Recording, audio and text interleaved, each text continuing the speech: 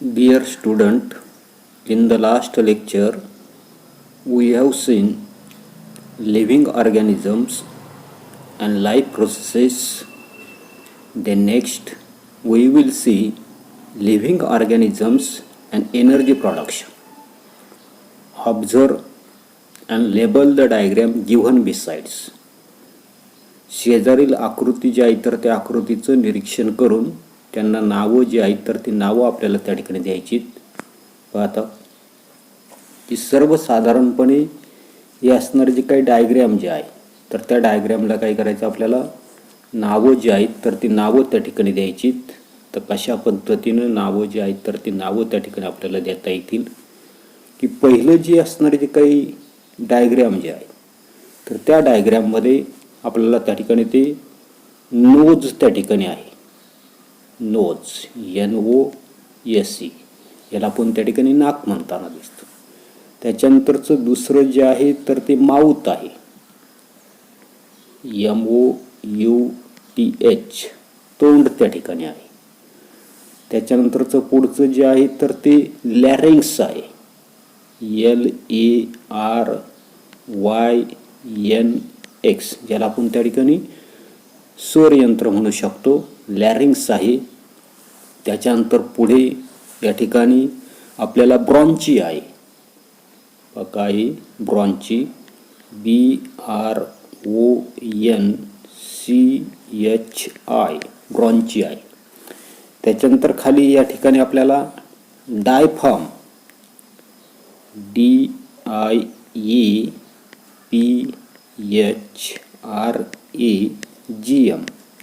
याला आपण त्या ठिकाणी पटल जे आहेत श्वास पटल जे आहेत तर ते श्वास पटल त्या ठिकाणी म्हणतो.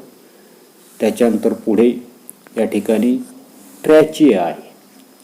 TRACHEA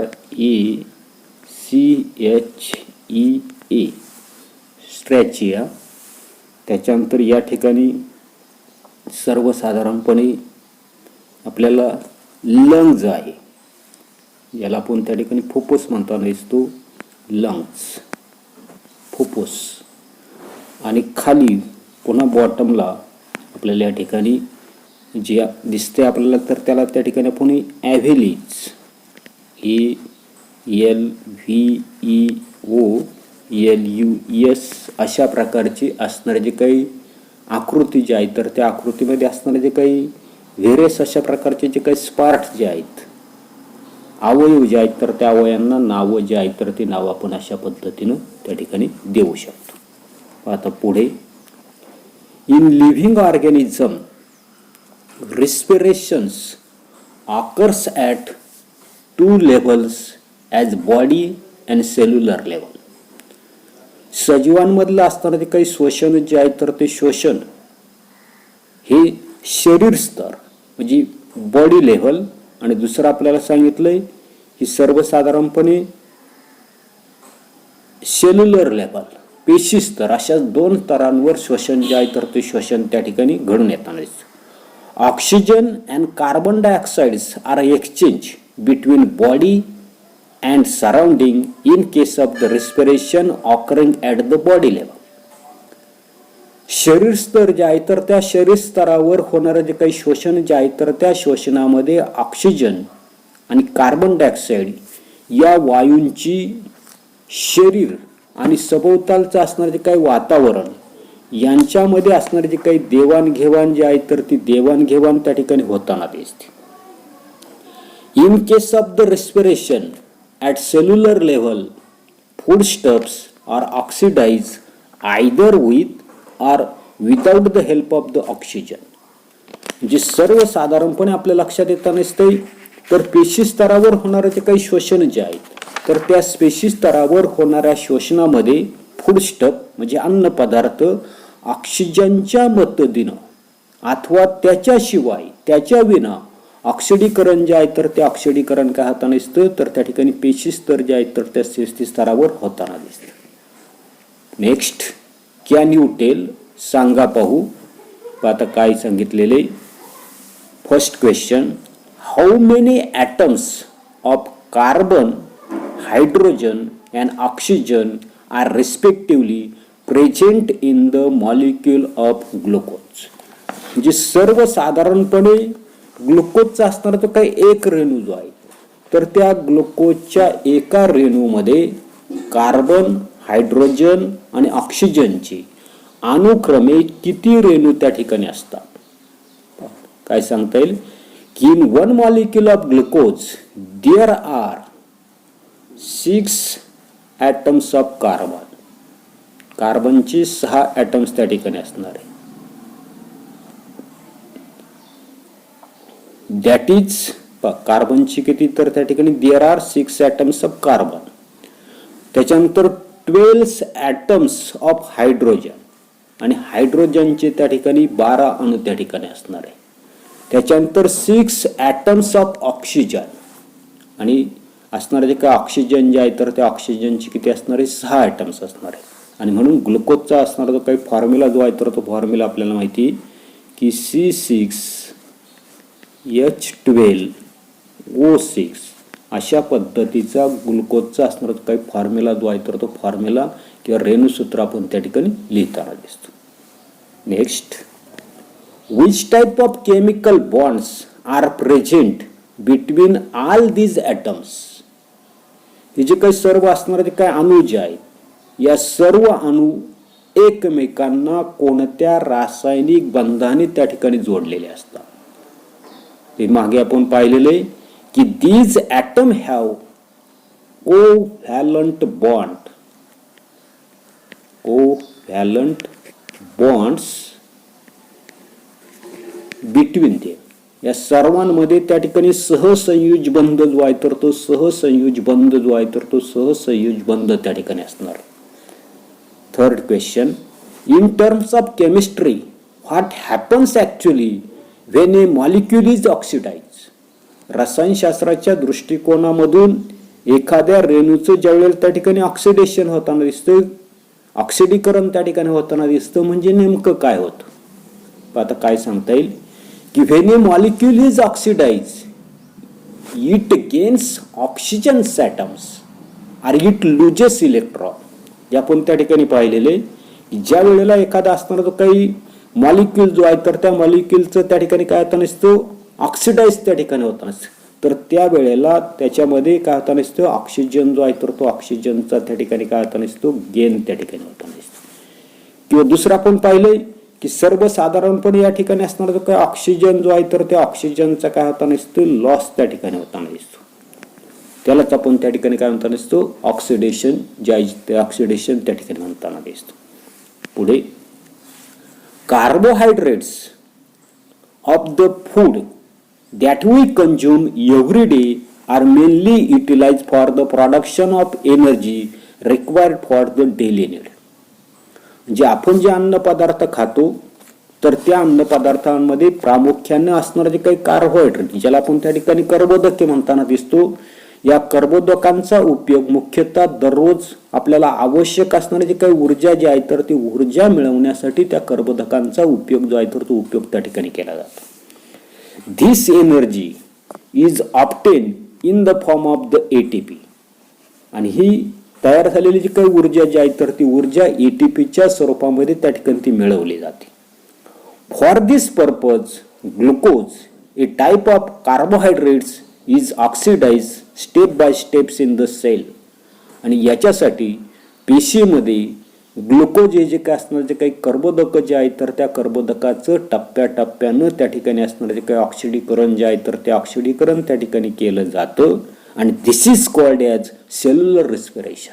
आणि यालाच आपण त्या ठिकाणी पेशी स्तरावरील श्वसन जे आहे, तर ते श्वसन त्या ठिकाणी म्हणताना दिसतो. Cellular respirations occurs among the living organism by the two method. तर या ठिकाणी पुन्हा आपल्या लक्षात येत नसते की सजीवांमध्ये असणारे जे काही स्पेसी स्तरावर होणारे जे काही शोषण जे आहे, तर ते शोषण त्या ठिकाणी 2 प्रकारचं त्या ठिकाणी असतं. Those 2 methods are aerobic respiration, that is oxygen is involved, and anaerobic respirations oxygen is not involved. म्हणजे पेशी स्तरावर होणारे जे काही शोषण जे आहे, तर ते शोषण त्या ठिकाणी 2 प्रकारचं असतं. ते 2 प्रकार म्हणजे पहिलं आपल्याला सांगितलं त्या ठिकाणी एरोबिक रेस्पिरेशन, ज्याच्यामध्ये ऑक्सिजन जो आहे, तर ते ऑक्सिजन त्या ठिकाणी भाग घेताना दिसतो. दुसरं आपल्याला सांगितलं ॲनएरोबिक त्याला त्या ठिकाणी विनाक्षी श्वसन म्हणजे ऑक्सिजन त्या ठिकाणी भाग घेत नाही. In anaerobic respiration glucose is oxidise in the 3 steps. आणि जे काही ऑक्सिश्वसन जे आहे तर त्या ऑक्सिश्वसनामध्ये सर्वसाधारणपणे ग्लुकोज जे आहे तर त्या ग्लुकोजचं 3 टप्प्यामध्ये ऑक्सिडीकरण जे आहे तर ते ऑक्सिडीकरण त्या ठिकाणी होताना दिसतं. त्याच्यामधला पहिला टप्पा आपल्याला त्या ठिकाणी दिलेला आहे ग्लायकोलिसिस, ज्यालाच आपण त्या ठिकाणी ग्लुकोजचं विघटन त्या ठिकाणी म्हणताना दिसतो. की process of glycolysis occurs in cytoplasm. म्हणजे पेशीद्रव्यामध्ये घडणारी ही जी काही प्रक्रिया जी आहे तर ह्या पेशीद्रव्याच्या आतमध्ये ग्लायकोलिसिसची असणारी जी काही प्रक्रिया जी आहे तर ती प्रक्रिया त्या ठिकाणी घडून येताना दिसते. A molecule of glucose is oxidized step by step in this process and the 2 molecules of each, that is pyruvic acid, ATP, NADH2 and waters are formed. आपण पाहिले की पेशीद्रव्य जे आहे तर त्या पेशीद्रव्यामध्ये ही प्रक्रिया जी आहे ग्लायकोलिसिसची प्रक्रिया त्या ठिकाणी घडताना दिसते.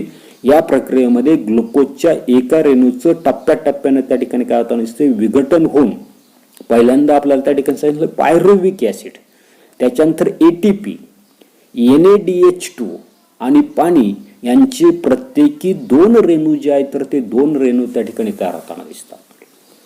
Molecules of pyruvic acids formed in this process are converted into the molecules of acetyl coenzymes A. या ठिकाणी आपल्या लक्षात येत असते की या प्रक्रियेमध्ये तयार झालेले जे काही पायरुव्हिक आम्ल जे आहेत तर त्या पायरुव्हिक आम्लाचे असणारे जे काही रेणू जे आहेत तर ते रेणू ॲसिटल कोएन्झाइम ए या रेणूमध्ये त्या ठिकाणी रूपांतरित त्या ठिकाणी केले जातात. 2 molecules of NADH2 and 2 molecules of CO2 are released during this process. या प्रक्रियेच्या वेळी कार्बन डायऑक्साइडचे असणारे जे काही 2 रेणू आणि NADH चे असणारे जे काही 2 रेणू जे आहेत तर ते 2 रेणू त्या ठिकाणी तयार होताना दिसतात. आता NADH2 याचं विश्लेषण पुढे आपल्याला त्या ठिकाणी दिले त्यावेळेला आपण त्या ठिकाणी पाहणार. त्याच्यानंतरचा दुसरा असणारा जो काही टप्पा जो आहे आपण काय पाहतोय ऑक्सिश्वसनामध्ये ग्लुकोज जे आहे तर त्या ग्लुकोजच्या ऑक्सिडीकरणाचे 3 टप्पे आहेत. त्याच्यामधला पहिला टप्पा आपण पाहिला ग्लायकोलिसिस, दुसरा टप्पा दिलेला आपल्याला त्या ठिकाणी ट्रायकार्बोझिलिक ऍसिड सायकल म्हणजे ट्रायकार्बोझिलिक आम्ल चक्र त्या ठिकाणी दिलेले. Both molecules of acetyl co A enter the mitochondria. Acetyl को एन्झाइम्स ए चे असणारे जे काही रेणू जे आहेत तर ते रेणू असणारे जे काही तंतुकणिका जे आहेत तर त्या तंतुकणिकेमध्ये काय होताना दिसतात तर त्या ठिकाणी ते प्रवेश करताना दिसतात.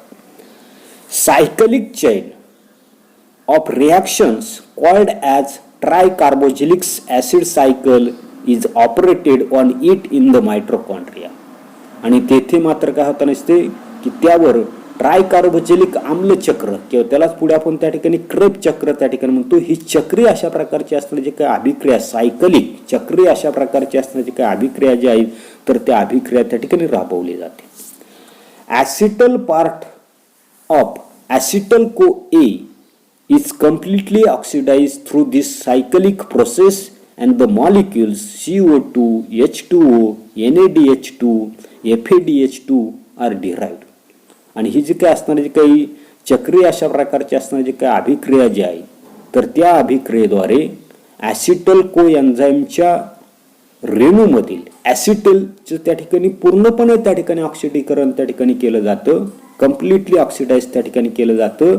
आणि याच्याद्वारे आपल्याला कार्बन डायऑक्साईड, त्याच्यानंतर असणारा जो काही वॉटर, त्याच्यानंतर NADH2, त्याच्यानंतर FADH2 आणि ATP यांचे असणारे जे काही मॉलिक्युल्स जे आहेत तर ते मॉलिक्युल्स काय होताना दिसतात तर त्या ठिकाणी मिळताना दिसतात. त्याच्यानंतरचं पुढे तिसरा टप्पा आपल्याला त्या ठिकाणी दिलेला आहे की इलेक्ट्रॉन ट्रान्सफर चेन रिॲक्शन. म्हणजे इलेक्ट्रॉन जे आहे तर त्या इलेक्ट्रॉनचं वहन साखळी अभिक्रिया किंवा शॉर्टकटमध्येच त्याला त्या ठिकाणी म्हटलेले ETC रिॲक्शन. आता डायग्राम जे आहे तर त्या डायग्राम मध्ये काय काय दिले ते आपल्याला त्या ठिकाणी पाहायचंय की सर्वसाधारणपणे molecules of NADH2 and FADH2 formed during all above process processes participates in electron transfer chain reaction. म्हणजे इलेक्ट्रॉन वहन साखळी जी आहे तर त्या साखळी अभिक्रिया सुद्धा आपल्या लक्षात येता नसते की ही असणारे जे काही मायट्रोकॉन्ड्रिया जे आहेत तर त्या मायट्रोकॉन्ड्रियामध्ये त्या ठिकाणी ती राबवली जाते आणि याच्यामध्ये NADH2 FADH2 असणारे जे काही रेणू जे आहेत तर ते रेणू काय होताना दिसतात या ठिकाणी इलेक्ट्रॉन ट्रान्सफर चेन रिॲक्शन्स मध्ये त्या ठिकाणी भाग घेताना दिसतात. Due to this 3 molecules of ATP are obtained from each NADH2 molecules and 2 molecules of ATP from each FADH2 molecules. आणि या सर्व असणाऱ्या काय अभिक्रिया ज्या आहेत तर त्या अभिक्रियांच्या वेळी तयार झालेल्या NADH च्या प्रत्येक रेणूपासून 3 आणि FADH च्या प्रत्येक रेणूपासून 2 ATP चे असणारे जे काही रेणू जे आहेत तर ते रेणू त्या ठिकाणी मिळताना दिसतात. Besides ATP, water molecules are also formed in this reaction. म्हणजे ATPच्या व्यतिरिक्त याच्यामध्ये पाण्याचा असणारा जो काही रेणू जो आहे तर तो रेणू सुद्धा त्या ठिकाणी काय होताना दिसतो तयार होताना दिसतो. Electron transfer chain reaction is operated in mitochondria only. आणि अशा पद्धतीनं अक्षीश्वसनामध्ये आपल्या लक्षात येताना दिसते ही जी काय असणारी जी काय अभिक्रिया जी आहेत इलेक्ट्रॉन ट्रान्सफर चेन रिॲक्शन जी आहे तर ती पूर्णपणे काय होताना दिसते ही जी काही तंतुकणिका जी आहेत तर त्या तंतुकणिकेमध्येच त्या ठिकाणी तिची असणारी काही प्रक्रिया जी आहेत तर त्या प्रक्रिया त्या ठिकाणी होताना दिसते. आता या ठिकाणी आपल्या लक्षात येताना दिसते पुढे आता thus a molecule of glucose is completely oxidise in anaerobic respiration and molecules of CO2 and H2 are produced along with the energy. म्हणजे अशा पद्धतीनं असणारे जे काय एरोबिक रिस्पिरेशन अक्षीश्वसन जे आहे तर त्या अक्षीश्वसनामध्ये ग्लुकोजचं त्या ठिकाणी पूर्ण ऑक्सिडीकरण म्हणजे विघटन होतं आणि ऊर्जेबरोबरच त्या ठिकाणी आपल्याला कार्बन डायऑक्साईड आणि H2O असणारा जो काही रेणू जो आहे तर तो रेणू त्या ठिकाणी तयार होताना दिसतो. आता डायग्राम जे आहे तर त्या डायग्राम मध्ये आपल्याला काय दिलेलं की मायट्रोकॉन्ड्रिया आणि ट्राय कार्बोक्सिलिक ऍसिड सायकल त्या ठिकाणी दिलेलं आहे. आता याच्यामध्ये सर्वसाधारणपणे आपल्याला पायरुव्हिक ऍसिड त्या ठिकाणी दाखवलेलं आहे. त्याच्यानंतर फॅटी ऍसिड ज्याला आपण त्या ठिकाणी मेदाम्ल म्हणताना दिसतो. त्याच्यानंतर आउटर मेम्ब्रेन बाहेरील आवरण त्या ठिकाणी आहे. इनर मेम्ब्रेन त्या ठिकाणी आपल्याला दाखवलेले आहे. त्याचबरोबर असणारे जे काही मायट्रोकॉन्ड्रियल मॅटर जे आहेत म्हणजे तंतुकणिकेच्या आतमधलं असणारे जे काही द्रव्य जे आहेत तर ते द्रव्य आपल्याला त्या ठिकाणी दाखवले. त्याचबरोबर आत जर आपण जर व्यवस्थित जर त्या ठिकाणी जर झूम करून जर त्या ठिकाणी जर पाहिलं तर त्याच्यामध्ये आपल्याला सर्वसाधारणपणे या ठिकाणी आकृतीमध्ये NADH2 FADH2 CO2 याचे असणारे जे काही रेणू जे आहेत तर ते रेणू आपल्याला त्या ठिकाणी दिसतात. म्हणजे अशा पद्धतीनं आपल्याला त्या ठिकाणी ते लक्षात येताना दिसतं. येते आता काय सांगितले तेवढंच फक्त आपल्याला त्या ठिकाणी लक्षात घ्यायचे ब्रॅकेटमध्ये की ऑलवेज रिमेंबर आता NADH2 आता NADH2 म्हणजेच काय म्हटलेलं आपल्याला निकोटामाइड ॲडिनिन डायन्यूक्लिओटाइड्स काय सांगितलेले निकोटामाइड त्याच्यामधला N आपण त्या ठिकाणी घेतलेला आहे. त्याच्यानंतर ॲडिनिन मधला A आणि डायन्यूक्लिओटाइड्स डाय आहेत आणि म्हणून त्याच्या काय घेतलेले तर त्या ठिकाणी DH2 त्या ठिकाणी घेतले. त्याच्यानंतर FADH2 फ्लेबिन ॲडिनिन डायन्यूक्लिओटाइड्स FADH2 both enzymes are formed in the cells and used in the cellular respiration. या ठिकाणी ही जे काही प्रत्येक पेशीमध्ये तयार होणारं आणि पेशी श्वसनामध्ये मदत करणारी ही दोन सहविक्रय त्या ठिकाणी आहेत. कोणती NADH2 आणि FADH2. त्याच्यानंतर पुढे आता काय दिलेले की ATP adenosine triphosphate is energy rich molecules and energy is stored in the bonds by which phosphates group are attached to each other. Adenosine triphosphate ही एक ऊर्जा संपृक्त अशा प्रकारचा रेणू असून त्याच्यामध्ये फॉस्फेटचे 3 रेणू एकमेकांना ज्या बंधांनी जोडलेले असतात तर त्या बंधांमध्ये ऊर्जा जी आहे तर ती ऊर्जा काय केलेली असते साठवलेली त्या ठिकाणी असते. These molecules are stored in the cells as per the need. आणि हे जे काय असणारे जे काही रेणू जे आहेत तर ते रेणूमध्ये काय केलेली की ऊर्जा जी आहे तर ती ऊर्जा त्या ठिकाणी साठवलेली असते आणि ॲज पर नीड तिचा वापर जो आहे तर तो वापर त्या ठिकाणी केला जातो. Chemically ATP is triphosphate molecules formed from the adenosines ribonucleosides. म्हणजे सर्वसाधारणपणे आपल्या लक्षात येताना असते या ठिकाणी रासायनिक दृष्ट्या जर आपण विचार केला तर ATP हा काय आहे तर ॲडिनोसिन्स रायबोन्यूक्लिओसाइड्स त्या ठिकाणी आहे. आणि हा कसा तयार झालेला आहे तर सर्वसाधारणपणे ट्रायफॉस्फेट जो आहे तर त्या ट्रायफॉस्फेट पासून त्या ठिकाणी ते तयार झाले. त्याच्यामध्ये पहा काय काय दिलेलं आहे. It contain a nitrogenous compounds adenine, pentose sugar, ribose and 3 phosphates groups. आणि हा जो काय असणार जो काही ATP जे आहे तर त्या ATP मध्ये आपल्याला लक्षात येता नसते की सर्वसाधारणपणे नायट्रोजिनस कंपाऊंड्स आहे. तर नायट्रोजिनस कंपाऊंड्स आहे म्हणजेच हा त्या ठिकाणी नत्रयुक्त अशा प्रकारचा रेणू आहे. तर त्याच्यामध्ये आपल्या लक्षात येता नसते की पेंटोज शुगर कोणती असते तर रायबोज असते. त्याच्यानंतर त्याच्यामध्ये 3 फॉस्फेटची ग्रुप त्याच्यामध्ये असणार आहे म्हणजे पेंटोज शुगर त्याच्यामध्ये असणार आहे. पेंटोज शुगर आपल्या लक्षात येता नसते की C5H10O5. त्याच्यानंतर 3 फॉस्फेटचे रेणू त्याच्यामध्ये त्या ठिकाणी असणार आहे. आणि as per the needs energy is derived by breaking phosphate bonds of ATP hence ATP is called the energy currency of the cells. म्हणजे ऊर्जेच्या आवश्यकतेनुसार ATP जे आहे तर त्या ATP मधील फॉस्फेटचे रेणू जे आहे तर त्या फॉस्फेटच्या रेणूमधील बंध जे आहे तर ते बंध काय केले जातात तोडून त्या ठिकाणी ऊर्जा जी आहे तर ती ऊर्जा त्या ठिकाणी मिळवली जाते. आणि म्हणून ATPलाच त्या ठिकाणी काय म्हटलेले करन्सी किंवा ऊर्जेचं चलन त्या ठिकाणी म्हटलेलं. आता नेमकं काय असतं तर तेच फक्त आपल्याला त्या ठिकाणी पाहायचंय ही एनर्जी करन्सी ATP. आता याच्यामध्ये काय केलेले पहा की सर्वसाधारणपणे ॲडेनिन आणि रायबोस त्या ठिकाणी आहे त्याचे बंध आपल्याला त्या ठिकाणी. आता हे जे काही phosphates bonds with more energy म्हणजे जास्त ऊर्जेचे असणारे जे काही बंध जे आहेत तर त्या बंधांचं त्या ठिकाणी ब्रेकडाऊन झालेलं त्याचं रूपांतर जे आहे तर ते कशामध्ये केलेलं ATPचं ADP मध्ये केलेलं आहे किंवा या ठिकाणी आपल्याला ॲडेनिन रायबोज मध्ये केलेलं आहे. इनऑर्गॅनिक फॉस्फेट आहे आणि त्या ठिकाणी त्याच्यापासून आपल्याला मुक्त झालेली जी काही ऊर्जा जी आहे तर ती ऊर्जा त्या ठिकाणी दाखवलेली आहे. येते लक्षात जे अशा पद्धतीचा भाग जो आहे तर तो भाग आपल्याला त्या ठिकाणी तो पाहता येईल. आता पुढे काय दिलेलं आहे की if there is insufficient amount of carbohydrates in the body due to the exceptional condition like fastening and hunger, then lipids and proteins are used for the energy production. काय सांगितले या ठिकाणी फास्टनिंग म्हणजे आपण त्या ठिकाणी काय करताना असतो उपवास करताना असतो त्याला या ठिकाणी आपण उपोषण म्हटलेलं आहे. उपोषण असेल किंवा दुसरं आपल्याला सांगितलं हंगर उपासमार त्या ठिकाणी झाली तर अशा अपवादात परिस्थितीमध्ये शरीरामध्ये जर कर्बोदकांचा साठा जर कमी जर असेल तर ऊर्जा मिळवण्यासाठी शरीरामधले असणारे जे काही स्निग्ध पदार्थ असतील प्रथिन असतील तर त्यांचा त्या ठिकाणी वापर जो आहे तर तो वापर त्या ठिकाणी केला जातो. In case of lipids they are converted into fatty acids whereas proteins into amino acids.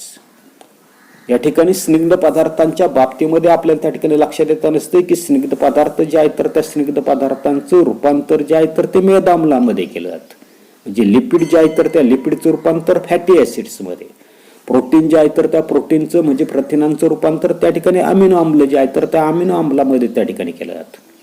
Fatty acids and amino acids are converted into acetyl CoA and energy is obtained through complete oxidation of acetyl CoA by the process of the Krebs cycles in mitochondria. आणि अशा पद्धतीनं आपल्या लक्षात येत नसते की मेदाम्ल जे आहे तर त्या मेदाम्लाचं रूपांतर त्या ठिकाणी कशामध्ये फॅटी ऍसिड मध्ये, प्रोटीनचं रूपांतर अमिनो ऍसिड्स मध्ये आणि अशा पद्धतीचे असणारे जे काही फॅटी ऍसिड्स अमिनो ऍसिड्स यांचं असणारं जे काही रूपांतर जे आहे तर ते रूपांतर आपल्या लक्षात येत नसते की ॲसिटल को एन्झाईम ए या रेणूचं क्रेब चक्र जे आहे तर त्या क्रेब चक्रा अभिक्रियाद्वारे तंतुकणिकेमध्ये काय केल्याचं पूर्णतः त्या ठिकाणी ऑक्सिडीकरण जे आहे तर ते ऑक्सिडीकरण त्या ठिकाणी केलं जाऊन तंतुकणिका जी आहे तर त्या तंतुकणिकेमध्ये आपण मगाशी पाहिले की त्या ठिकाणी ऊर्जा जी आहे तर ती ऊर्जा त्या ठिकाणी मिळवली जाते. एवढाच असणारा जो काही भाग जो आहे तर तो भाग आपण या तासाला पाहणार आहोत. पुढील भाग पुढील तासाला पाहू. धन्यवाद.